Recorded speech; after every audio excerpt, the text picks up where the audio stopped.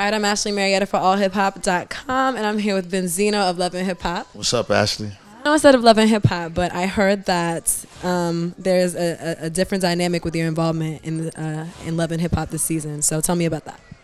Well, I'm not on it. That's the Oh, it's true. Yeah, it's true. Yeah.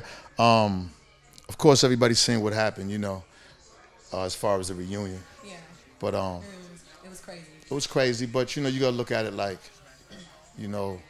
it was the most watched show ever in the history of VH1. So on one end, it was good for ratings for them, but on the other end, it really, it destroyed friendships. In real life. Of course. Yeah. And I posted something today and said, people can't get.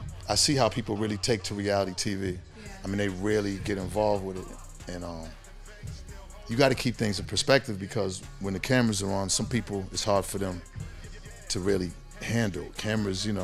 Sometimes you're trying to show up for the camera, show up for the audience, and when that's involved, then that's a lot of the reality gone. So, saying that, the seasons that I was there, I try to keep it 1,000. I was just on there giving advice. You know what I'm saying? It was like a situation where I didn't feel like, I was being challenged in any way, because I was keeping it 100 with everybody, and even with myself, whether it was through a relationship with Kirk, Stevie, whoever, however, with going on with with me and Carly, and then me, with Titi. That's all that happened within the Love and Hip Hop.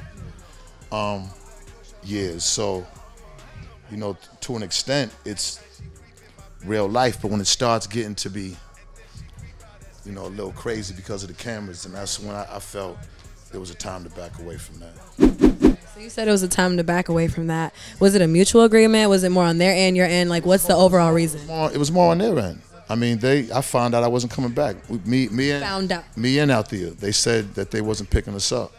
So immediately I was, of course I was wondering why. I didn't understand why.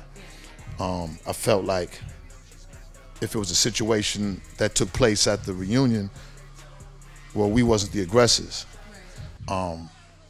So it was kind of, but I think, what I'm saying, just like with anything, with any type of business, you're gonna have a group of people who's pretty much over here. It shouldn't be like that, away from everybody else. So I just think that, the powers that be, I don't even think VH1 necessarily wanted to let me go.